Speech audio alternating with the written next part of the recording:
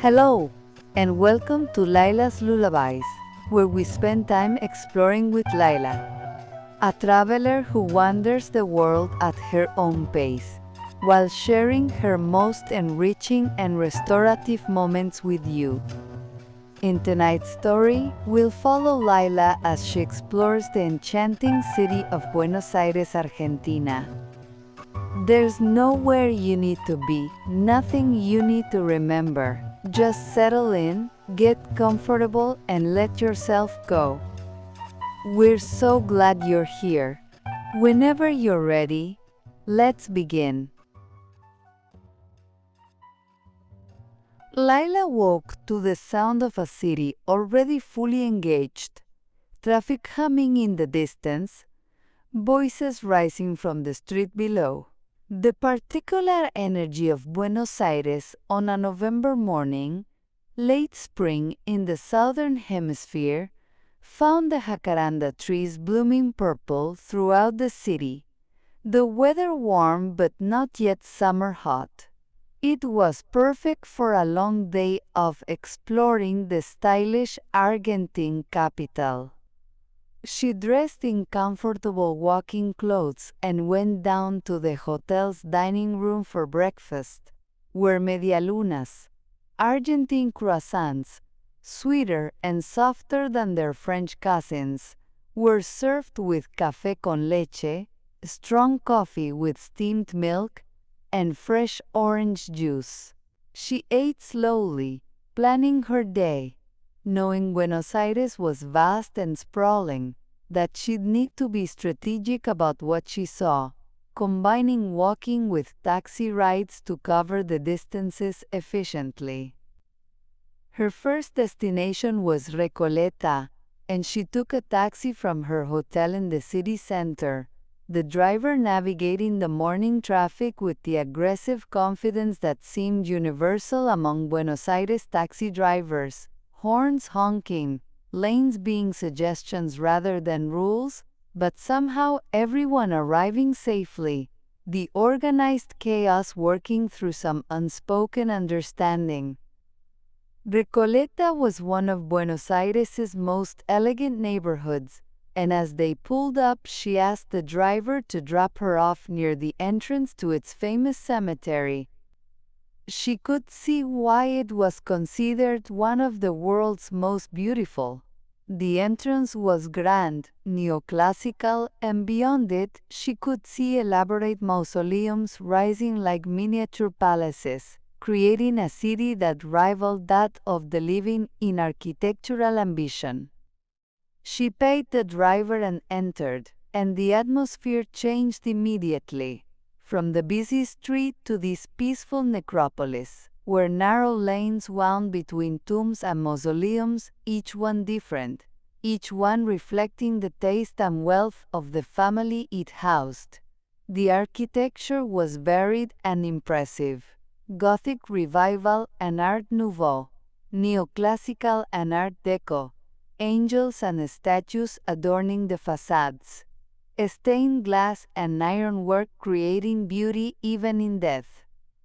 She walked slowly along the paths, reading names and dates, seeing family histories compressed into marble and bronze, politicians and writers, military heroes and society figures, generations buried together, the cemetery functioning as a record of Argentina's elite, of those who had shaped the nation's history and controlled its wealth. The most visited tomb was Eva Perón's, and she found it after asking directions from a groundskeeper, a simple black marble tomb compared to many of the more elaborate structures, but always covered with flowers and notes left by admirers. Evita's legend enduring decades after her death. The descamisada, the shirtless ones, still loving their champion, the woman who had risen from poverty to power, and used that power to help the poor, at least in the mythology that surrounded her. Lyla stood before the tomb, thinking about Evita's complex legacy, the love and hate she inspired, the way history and hagiography had blurred, creating a figure who was both real person and symbol, both flawed human and saint to many Argentines. Other visitors came and went, some crying, some praying, some just looking, each bringing their own relationship to the memory. After spending an hour in the cemetery, walking its lanes and contemplating mortality and memory, she emerged back into the sunshine and life of Recoleta, the contrast striking. From that silent city to this bustling neighborhood, with its cafes and shops, its elegant apartment buildings, and tree-lined streets. She walked to El Ateneo Grand Splendid, the famous bookstore housed in a converted theater just a few blocks away. The building was magnificent, a 1920s theater that had been transformed into a bookstore while maintaining its theatrical character. The stage, the balconies, the ornate ceiling with its frescoes, the velvet curtains and gilded details all preserved, creating a space that was equal parts library and performance venue, where buying books became theatrical experience. She climbed to one of the balconies, now lined with bookshelves, and looked down at the main floor, where more books were displayed on what had once been the orchestra level, and in the old theater boxes, now readers sat in armchairs, reading in spaces that had once held society audiences dressed for opera and plays. The café occupied the old stage, and she ordered a cortado and sat at one of the small tables, surrounded by books in Spanish and English, fiction and non-fiction, the smell of coffee and paper, creating an atmosphere of cultured leisure that Buenos Aires specialized in. The city that took its coffee and literature seriously, that believed in taking time, in creating spaces for reflection and beauty. She browsed the shelves, finding books by Argentine authors, Borges and Cortázar, Sabato and Puig, the literary tradition rich and distinctive, magical realism and philosophical fiction, political allegory and experimental form, all of it reflecting Argentina's complex relationship with Europe and Latin America, its position between worlds, between influences, creating something uniquely Argentine. After the bookstore, she walked through Recoleta toward Floralis Generica, the famous metal flower sculpture in Plaza Naciones Unidas. The walk took her past elegant buildings and beneath jacaranda trees in full bloom, their purple flowers creating canopies of color, petals falling like purple snow, covering sidewalks and cars, the seasonal display that made November in Buenos Aires particularly beautiful. The Floralis Generica rose from a reflecting pool in the middle of the plaza, a massive steel sculpture of a flower that opened during the day and closed at night, designed by Argentine architect Eduardo Catalano, its 6 petals reaching up toward the sky, the metal reflecting sunlight, creating a monument that was both modern and organic, technology and nature, very Argentine in its ambition and poetry. She sat on a bench near the sculpture, watching it against the blue sky, other visitors taking photos, children playing in the plaza, the sculpture functioning as both art and landmark, drawing people, creating gathering space, serving multiple purposes as good public art should. From Floralis Generica, she took a taxi to Plaza de Mayo, the historic heart of Buenos Aires, the square where the nation's most important political moments had unfolded, declarations of independence, military coups, protests and celebrations, the mothers of the Plaza de Mayo walking their silent circles with photos of their disappeared children, demanding justice, bearing witness.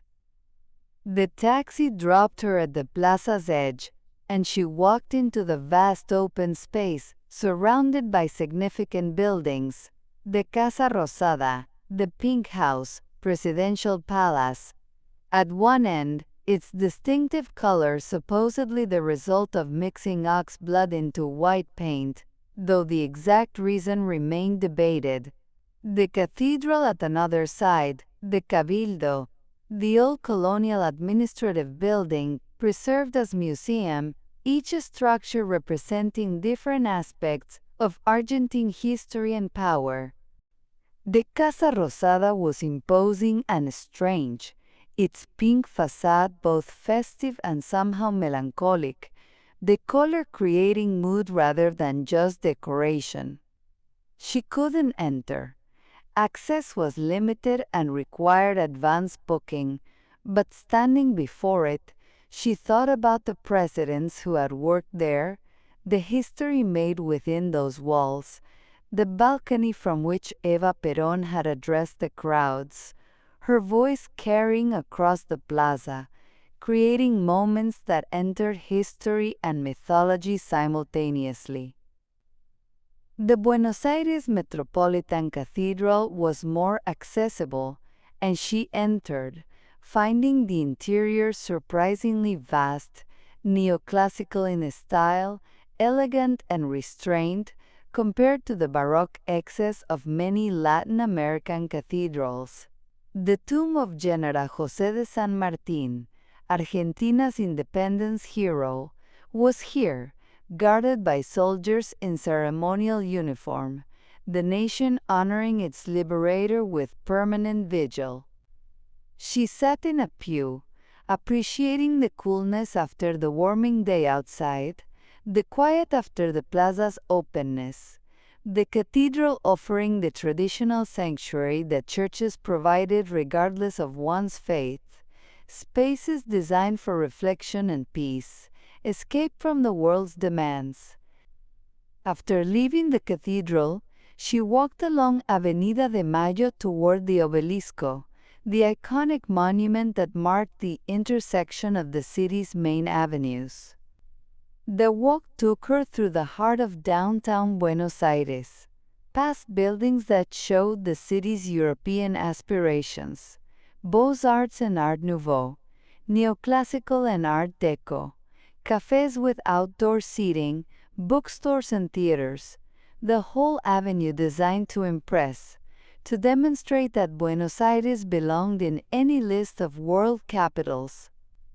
The Obelisco rose ahead, 67 meters tall, white against the blue sky, commemorating the city's founding, positioned at the intersection of two of the world's widest avenues, 9 de Julio and Corrientes, creating a space of dramatic scale, traffic flowing around it in organized chaos, the monument somehow maintaining dignity despite being surrounded by cars and buses, advertisements, and urban noise.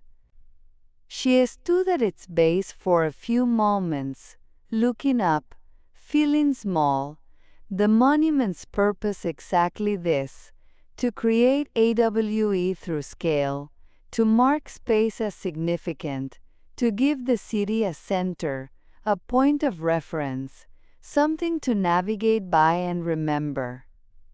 From the Obelisco, she took another taxi to Puerto Madero, the renovated port district, the driver taking her along Avenida 9 de Julio, the incredibly wide avenue that was more highway than street, multiple lanes of traffic flowing. The Obelisco visible in the rearview mirror as they drove toward the waterfront. Puerto Madero had been transformed over the past decades from abandoned docks to upscale neighborhood, the old brick warehouses converted to restaurants and offices, lofts and hotels, new high-rises built alongside, creating a district that was distinctly modern, less European than the city center, more contemporary, showing Buenos Aires looking forward rather than only preserving its past. She walked along the waterfront promenade, the diques, docks, now filled not with cargo ships but with pleasure boats, the water reflecting buildings and sky, seagulls calling, people jogging and cycling, the area showing Buenos Aires at leisure, making use of waterfront space that had been reclaimed for public access rather than remaining industrial and inaccessible. The Puente de la Mujer, Woman's Bridge, was Puerto Madero's most distinctive structure. A white pedestrian bridge designed by Spanish architect Santiago Calatrava, its form suggesting a couple dancing tango. The bridge, both functional and sculptural, crossing the dock to connect different parts of the neighborhood. She walked across it, the bridge swaying slightly with foot traffic, the cables creating geometric patterns against the sky, and from the middle she could see both directions, the modern towers of Puerto Madero and, in the distance, the older city, the two Buenos Aires visible simultaneously, the past and present, the preserved and the new, both essential to understanding the city's character. After exploring Puerto Madero, she took a taxi to La Boca, the colorful working-class neighborhood famous for Caminito, the pedestrian street where tango was born, where Italian immigrants had painted their houses in bright colors using leftover ship paint, creating the visual signature that made La Boca famous. The taxi driver warned her good-naturedly, "Caminito is beautiful but touristy. Be careful with your belongings, and don't wander too far from the main street. La Boca has rough areas." She thanked him for the advice and walked toward Caminito, which announced itself with color. Houses painted in blues and yellows, reds and greens, each one different, creating a rainbow effect that was charming and slightly surreal, clearly maintained now for tourists, but originally born of poverty and improvisation, making do with what was available. The street was lined with restaurants and souvenir shops, tango dancers performing for tips, artists selling paintings of tango scenes and Buenos Aires landmarks, the whole thing festive and commercialized, but retaining some authentic energy. The sense that this place genuinely meant something to Argentine culture, that tango wasn't just tourist performance but living tradition. She watched a tango couple dance, their movements precise and passionate, the dance that had emerged from these streets a century in the past when European immigrants and African rhythms mixed in the port neighborhoods, creating something new, something that expressed longing and loss, passion and pride, the Argentine soul in movement and music. After Caminito, she took another taxi to San Telmo, the neighborhood that preserved Buenos Aires's bohemian character, its narrow cobblestone streets and old buildings, its antique shops and tango venues, its Sunday market and traditional cafés, the whole area feeling more authentic than La Boca, less packaged, still lived in rather than primarily performed. She arrived at Plaza Dorrego, San Telmo's main square, where an afternoon antiques market was winding down, vendors packing their goods, old records and vintage photographs, antique furniture and jewelry, memorabilia from Argentina's past, each object carrying stories of the families who had owned them, the history they represented. She browsed slowly, not buying but appreciating, seeing Argentine history in material form, photos of immigrants arriving at the port, of families in formal dress, of tango dancers in milongas, of football matches and political rallies. All the moments that made up a nation's memory, preserved in fading photographs and old newspapers. The cafes around the plaza were filling with afternoon customers, people settling in for coffee and conversation, that Argentine ritual of taking time, of making the café a second living room, a public space for private reflection and social connection, the tradition borrowed from Europe but adapted to local rhythms, extended to local durations. Hours could pass over a single coffee, and no one rushed you. She found an empty table at a traditional café, its interior dark and atmospheric, walls covered with tango posters and photos of famous musicians, and ordered a café cortado, the small glass of espresso, with a touch of milk that was Argentina's answer to the Italian macchiato. The café was peaceful despite being full, everyone engaged in their own activities, reading newspapers, writing in notebooks, talking quietly, playing chess, the café functioning as community space, democratic and welcoming, requiring only the price of coffee for hours of sanctuary. After San Telmo, she took a taxi to Palermo Soho, the trendy neighborhood of boutiques and cafes, street art and restaurants, the area that showed contemporary Buenos Aires, young and creative, less concerned with European elegance than with creating something new, something distinctly current. The streets were charming, tree-lined and relatively quiet, despite the commercial activity, the scale more human than downtown, the pace more relaxed. She walked through slowly, looking at murals and street art that covered many walls. Argentine artists creating political and poetic statements, humor and beauty, transforming ordinary walls into canvases. The city itself becoming gallery. The shops were interesting, independent boutiques selling Argentine designers, work, leather goods and clothing, jewelry and home decor, everything with care and attention to aesthetics, showing Buenos Aires's creative energy. The way the city continued producing art and fashion, literature and music, refusing to be defined only by its past glories or current economic challenges. As evening approached, she returned to her hotel to rest and prepare for the final activity of the day, a tango show, the quintessential Buenos Aires experience, the art form that was both tourist attraction and genuine cultural expression, performed nightly in venues throughout the city, maintaining tradition while adapting to contemporary audiences.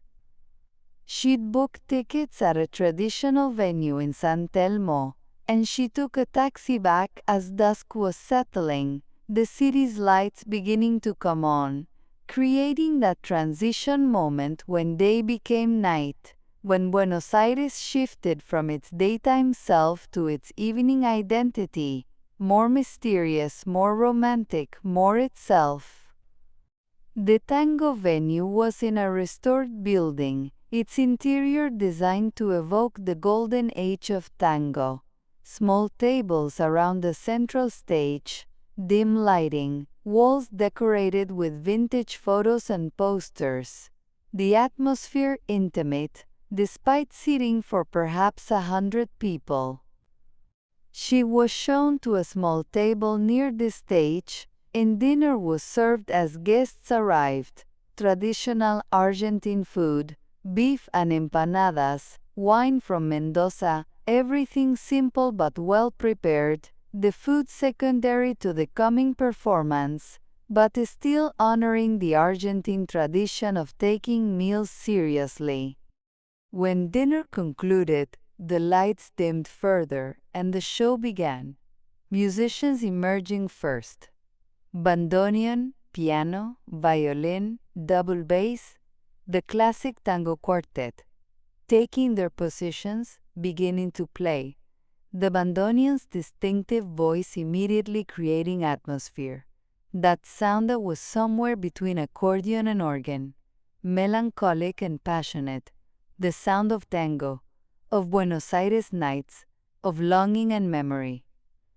Then the dancers appeared, two couples, dressed formally, the women in long dresses, with the slits allowing movement, the men in dark suits, everyone serious, focused, and they began to dance. The tango was both athletic and intimate, sharp movements and fluid transitions. The dancers, bodies communicating constant negotiation, lead and follow, tension and release, separation and embrace. The dance told stories without words, seduction and rejection, pursuit and surrender, passion and loss. All the human emotions compressed into movement and music, stylized but somehow deeply truthful. Lyla watched, mesmerized, the dancers, skill obvious, the choreography complex but appearing spontaneous, improvisational, as tango should be, the dance that emerged from improvisation, from men and women meeting in dim milongas, creating connection through movement, expressing what words couldn't or wouldn't say. Between dance numbers, the musicians played instrumentals, the bandoneon and piano dialoguing, the violin and bass providing foundation and accent, the music itself worth the price of admission, showing tango's musical sophistication, its complex harmonies, and emotional depth. During one interval, a singer appeared, a man with a deep, weathered voice, singing classic tangos, La Comparsita, El Choclo, Por una Cabeza, songs that every Argentine knew, that carried collective memory, that spoke of Buenos Aires and longing, of love and betrayal, of the passage of time and the constancy of desire.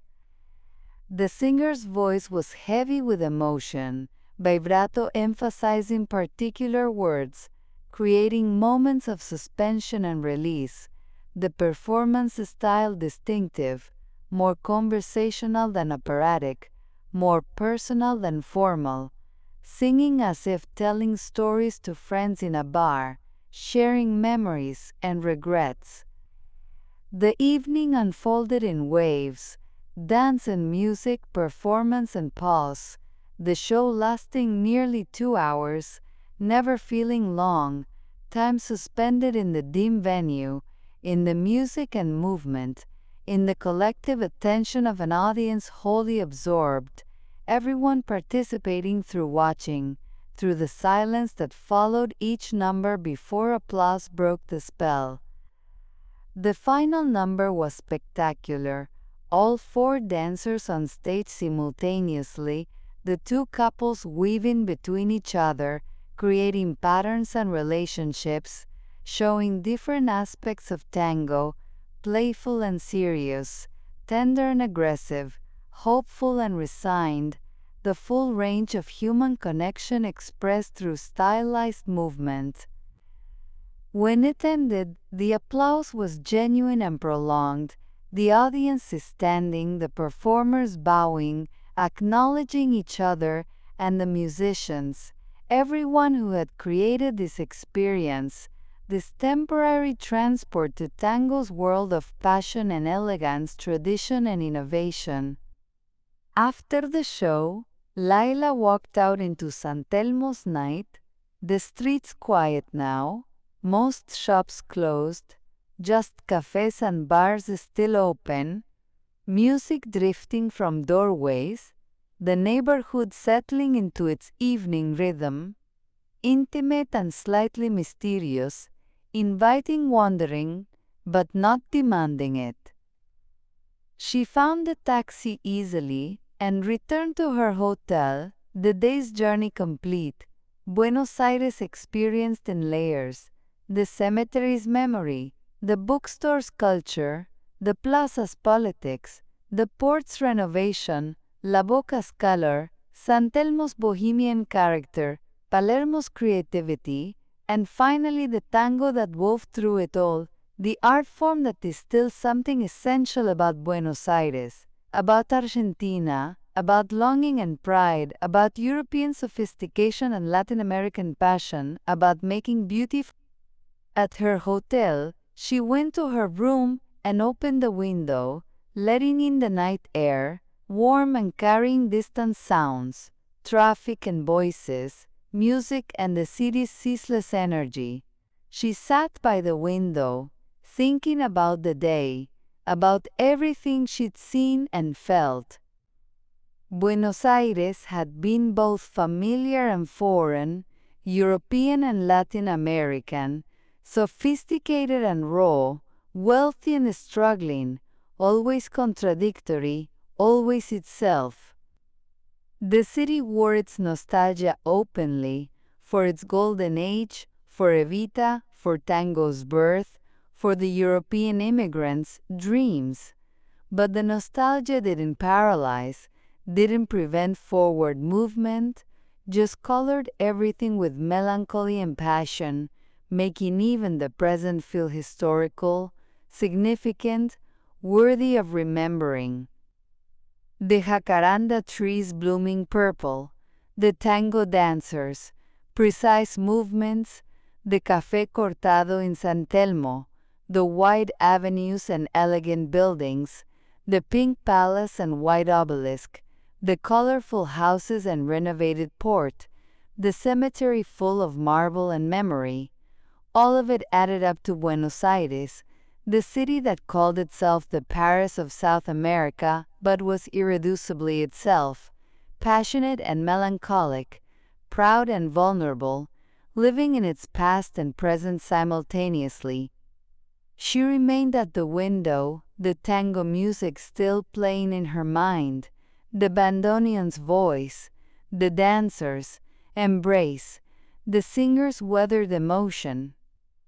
All of it creating a soundtrack for the day's memories, peaceful and nostalgic, exactly right for Buenos Aires in November, for spring in a city that made an art form of longing, that transformed loss into beauty, that danced with shadows and called it tango.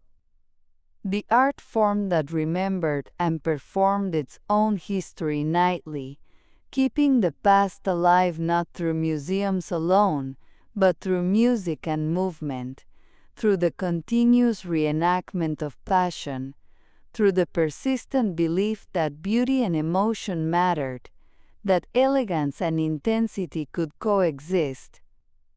This was a city that could be both practical and poetic, both struggling and graceful, both modern and anchored in tradition, all of it somehow working together to create Buenos Aires, unique and memorable, peaceful in its melancholy, beautiful in its nostalgia, forever dancing between memory and present, between longing and celebration.